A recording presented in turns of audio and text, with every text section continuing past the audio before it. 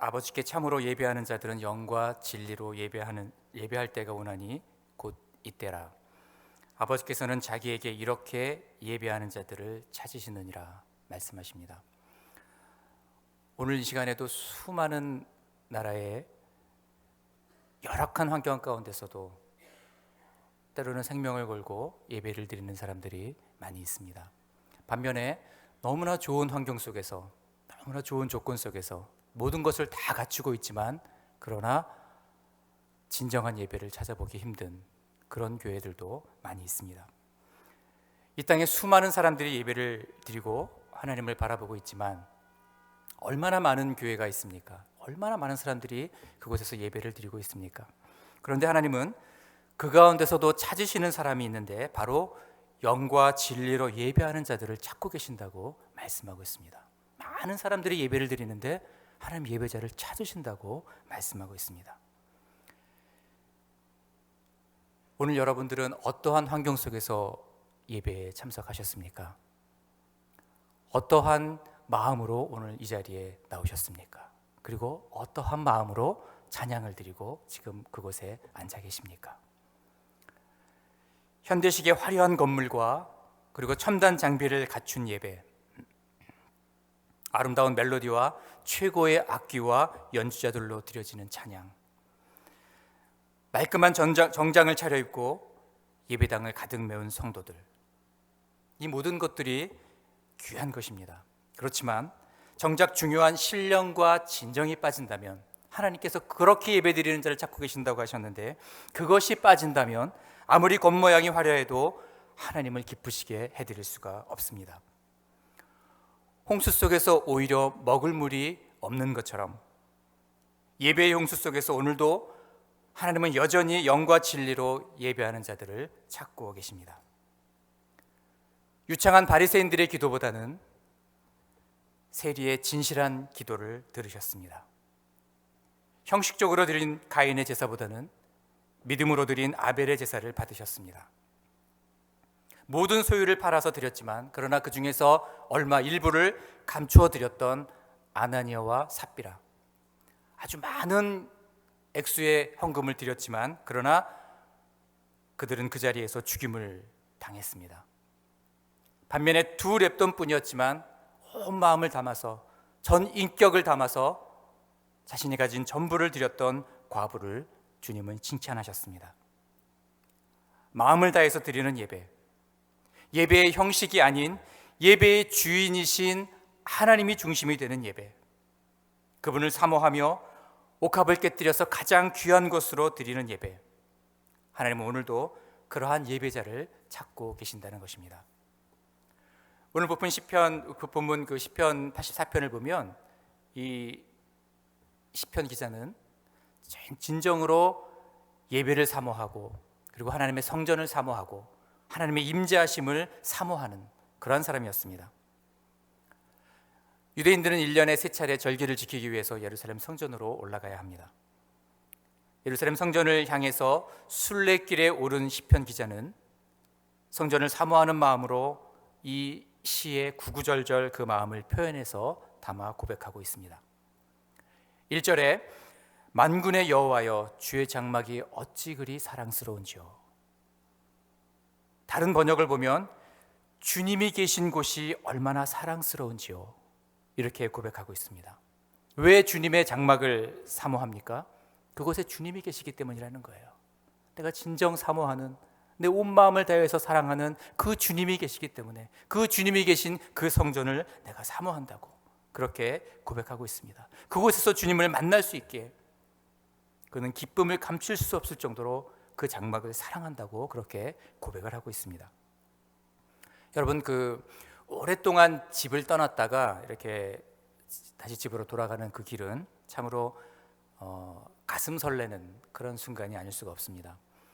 여러분, 군대에 갔다 오신 분들은 잘 아시겠지만 훈련소 모든 기간들을 다 마치고 그리고 이등병으로 생활하다가 첫 번째 휴가를 받아서 집으로 돌아가는 그 길, 여러분 기억하실 것입니다. 집이 가까워져 올수록 심장이 두근거리기 시작합니다. 왜 그렇습니까? 사랑하는 가족들이 있기 때문이죠. 또 여러분들 그 바쁜 미국 생활, 미국 이민 생활로 여러분 자주 가볼 수는 없지만, 그러나 오랜만에 한국을 방문하게 되면 어떤 분들은 몇 년 만에, 10년 만에 이렇게 한국을 방문하시는 분들도 있는데, 여러분 그때 그 가는 길이 가슴에 벅차오르고 벌써 마음은 고향에 달려가 있는 것을 경험하게 됩니다. 왜 그렇습니까? 진심으로 사랑하는 내 형제, 부모, 자매가 그곳에 있기 때문입니다. 그래서 정말 사모하는 마음으로, 간절한 마음으로, 설레는 마음으로 그렇게 고향을 향해서, 집을 향해서 가게 된다는 것이죠. 오늘 본문의 시편 기자가 예루살렘 성전을 향해서 한 걸음 한 걸음 옮길 때마다 성전이 가까워질수록 그는 그곳에서 만나게 뵙게 될 하나님으로 인해서 온몸에 깊은 전율을 느끼면서 그 간절함이 이제 곧 만나 뵙게 될 그 주님 앞에 나가서 예배 드리게 될, 제사 드리게 될 그 모습을 상상하면서 떨리는 심정으로 그렇게 그 간절함이 가득 묻어있는 그런 노래를 부르고 있습니다. 그리고 급기야 2절에서는 내 영혼이 여호와의 궁정을 사모하여 쇠약하며 내 마음과 육체가 살아계시는 하나님께 부르짖나이다 고백하고 있습니다. 공동 번역을 보면은 사모하여 쇠약하다 라는 것을 어떻게 표현하고 있냐면, 성전 뜰 안을 그리워하여 내 영혼이 애가 타다가 한시라도 빨리 가고 싶은데 아직 많이 남았어요. 너무너무 애가 타요. 성전을 사모하는 그 마음에 내 영혼이 애가 타다가 지치옵니다. 이렇게 번역을 하고 있습니다. 여러분 여기서 이 사모하다고 하는 그 단어의 히브리어 원어를 보면 얼굴이 창백해질 정도로 그리워하며 함께 있고 싶어하는 열망, 그 열망이 이 단어 속에, 사모하다고 하는 단어 속에 담겨 있습니다.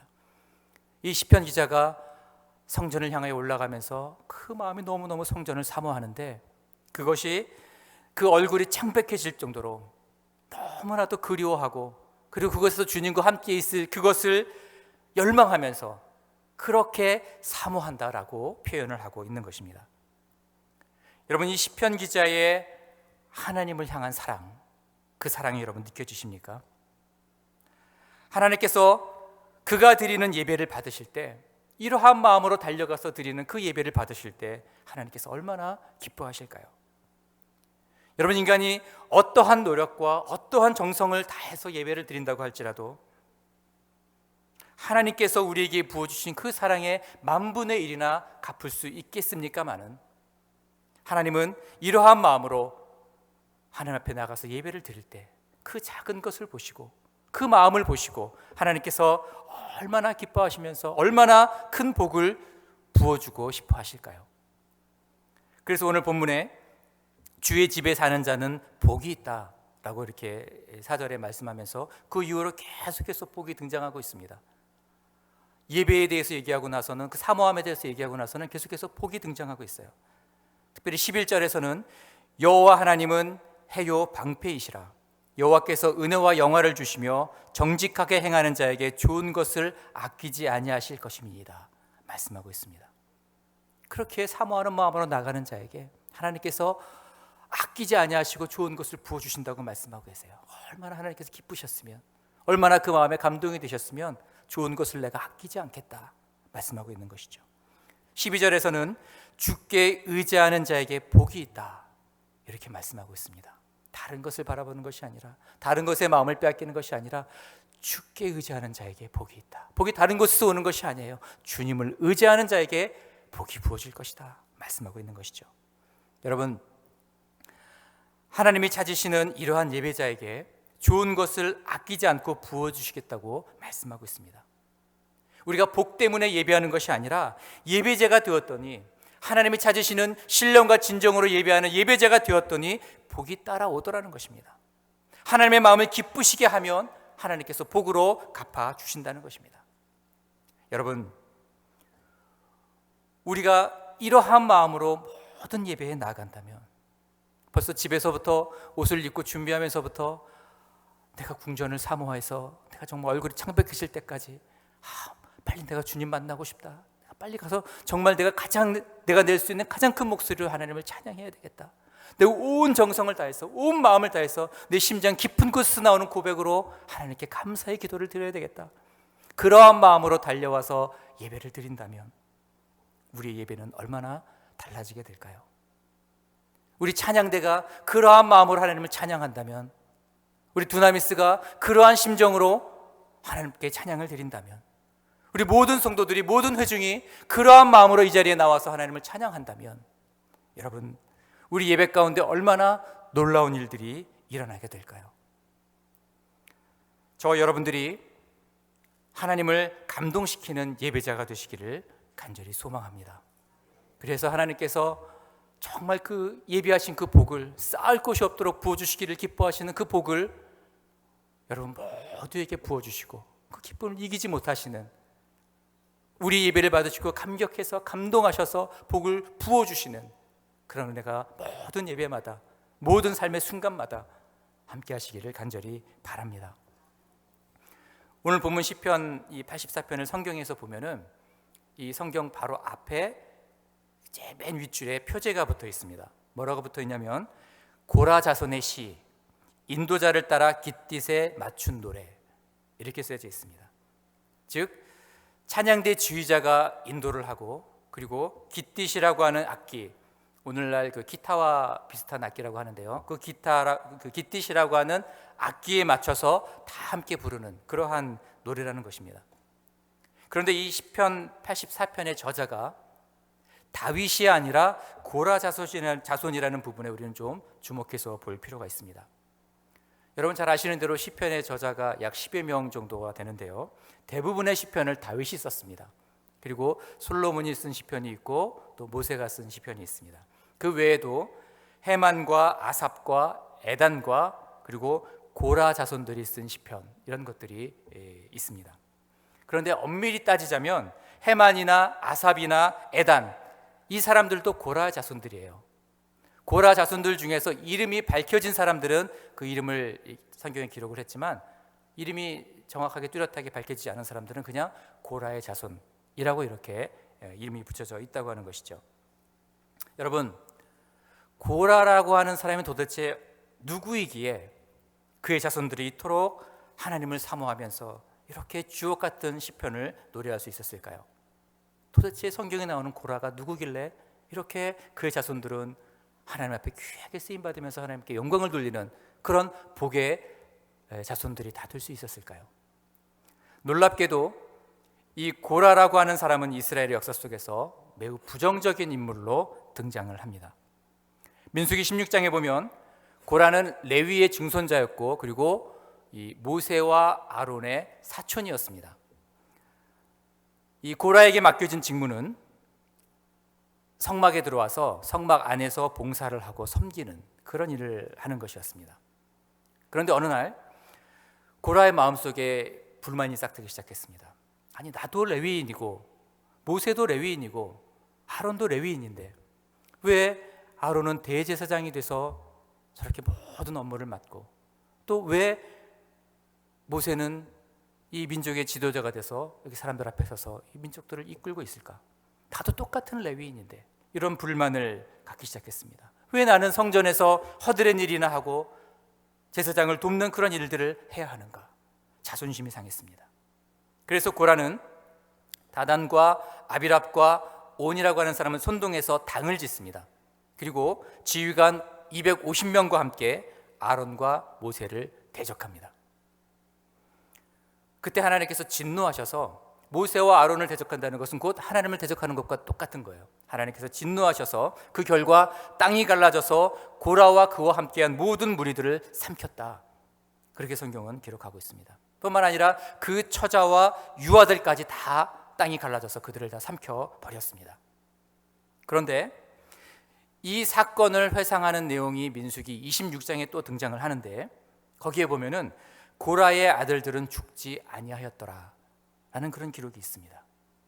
함께 반역했던 다단과 아비람에게 속한 모든 처자와 유아들이 다 죽었는데, 다 그들을 삼켜버렸는데, 그리고 250명은 향로에서 불이 올라와서 다 타서 죽었는데, 왜 고라에게 속한 모든 사람들이 다 죽는 그 상황 속에서 유독 고라의 아들들은 죽지 않았을까?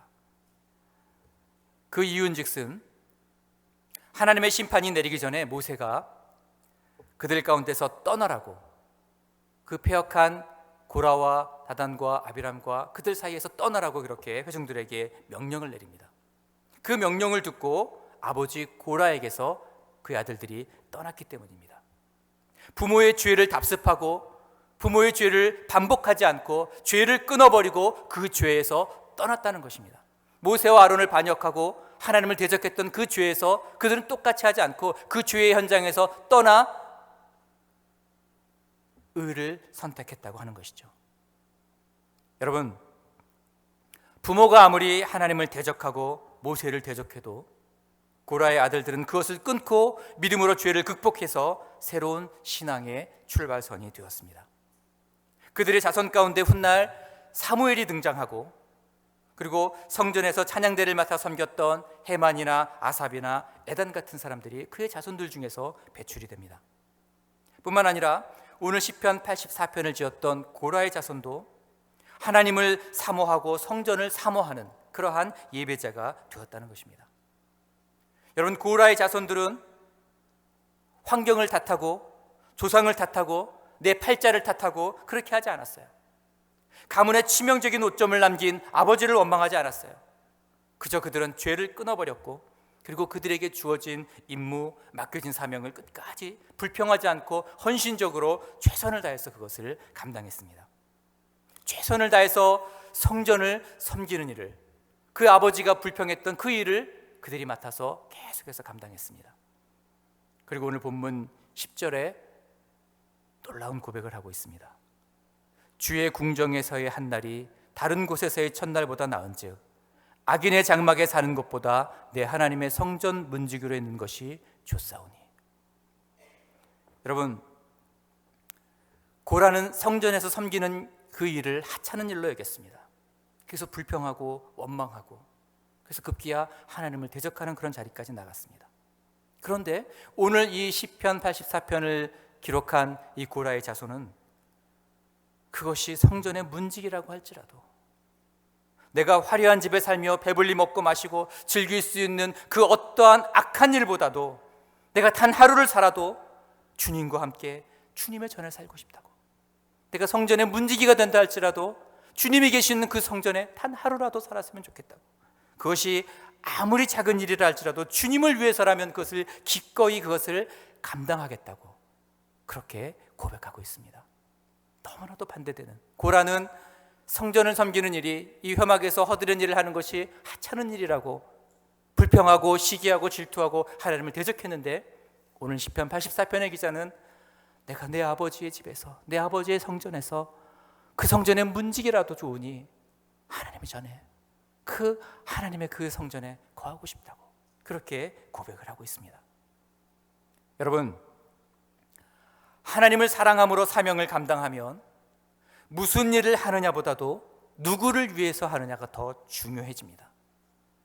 주님을 위해서라면 눈에 드러나고 많은 사람들에게 칭찬받는 그런 일들이 아니라고 할지라도, 내가 화장실을 청소하고 뒤에서 설거지를 하고 다른 사람들 눈에 뜨지 않는, 이름도 없이 빛도 없이 하는 그 일이라고 할지라도 그것이 그에게는 예배가 된다고 하는 것입니다.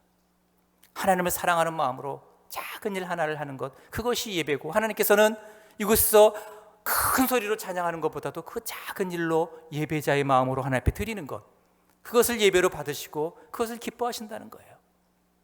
그렇게 신령과 진정으로 예배하는 자를 찾고 계신다고 말씀하고 있는 거예요. 제가 그 20대 초반에 경배와 찬양이라고 하는 그 선교단체에서 훈련을 받았던 적이 있는데요, 우리 한 목사님도 거기서 훈련을 받으셨죠. 잠실체육관에서 큰 집회가 있었습니다. 수백 명의 헌신자들이 그 수천 명이 모이는 그 체육관에서 그들을 섬기는 그런 일들을 했습니다. 각각 다 역할을 맡아서 예배 전에 다 같이 뜨겁게 기도하고, 그 예배에 하나님 임재하심을 구하면서 뜨겁게 정말 최선을 다해서 기도하고, 그리고 역할을 다 맡아서 섬길 자리를 나눠줬습니다. 그런데 저에게 맡겨진 일이 그 수천 명이 모인 그 체육관 안에 들어가는 것이 아니라 복도에서, 그것도 제일 구석진 곳, 사람도 별로 다니지 않는 그곳에, 그 계단 앞에 있는 그 복도 끝에 그곳에서 안내를 맡았어요. 처음에는 좀 마음이 섭섭하더라고요. 나도 그 역사적인 현장에 들어가고 싶은데, 그 사람들과 똑같이 그 현장에서 수천 명이 함께 찬양하는 그 자리에 나도 있고 싶은데, 저에게 주어진 일은 그 복도 끝에서 안내를 하는 그런 일이었습니다. 예배 현장에 들어가지도 못하고 찬양 소리도 잘 들리지 않는 그 복도 끝에서 이렇게 안내를 하는데, 그 순간에 하나님께서 저를 찾아오셨습니다. 하나님은 체육관 안에 그 수천 명이 모인 그 집회 현장에도 계셨지만 아무도 없는 복도 끝에도 저와 함께 계셨습니다. 그곳에서 저 멀리서 들려오는 그 찬양을 함께 부르면서 예배를 드리는데 얼마나 감격이 되는지, 그곳에서 저는 하나님의 임재하심을 경험했습니다. 그리고 그 현장에 있는 사람뿐만 아니라 아무도 보이지 않는 이 구석에서 찬양하는 내 찬양도 하나님께서 들으시는구나, 이 찬양도 하나님께서 기뻐하시는구나, 저는 뜨겁게 하나님을 경험하며 예배를 드릴 수가 있었습니다. 여러분, 하나님을 사랑하면, 그 사랑이 내게 부어지면 주님을 위해서 하는 모든 일이 예배가 됩니다. 그 모든 일이 가장 중요한 나의 사명이 된다는 것을 저는 깨달았습니다. 오늘 본문의 고라자손은 하나님을 떠나서 어떤 영예를 누리는 것보다도, 비록 미천하고 보잘것없는 문직이라고 할지라도, 그런 일이라 할지라도 하나님과 함께하며 하나님을 받들어 그 섬기는 것이 가장 행복한 것임을 고백하고 있습니다. 그것을 어느 누구에게도 빼앗기고 싶지 않은 그 간절한 마음이 이 한 절 한 절에 담겨져 있습니다. 마지막으로 한 가지 더 나누고 싶은 것은 참된 예배자, 성전을 사모하는 자, 그들에게 주시는 복을 이렇게 쭉 말씀하시는데, 6절 말씀을 한번 같이 보겠습니다. 6절 말씀 같이 읽겠습니다. 그들이 눈물 골짜기를 지날 때에 그곳에 많은 샘이 있을 것이며 이른 비가 복을 채워 주나이다. 하나님이 복을 주셔서 눈물 골짜기는 근처도 가지 않고 날마다 푸른 초장과 쉴만한 물가에서 한 발자국도 떠나지 않았더라. 이렇게 해야 진정한 복인 것 같은데 그게 아니라는 거예요. 분명히 하나님께서 예배하는 자에게 복을 주신다고 쭉 말씀하시는데 갑자기 눈물의 골짜기가 등장을 합니다. 눈물의 골짜기가 없는 것이 복이 아니라, 눈물의 골짜기를 지날 때마다 가는 곳마다 많은 샘을 만나게 되고 때를 따라서 이른 비를 만나게 되는 그 은혜, 그것이 복이라는 거예요.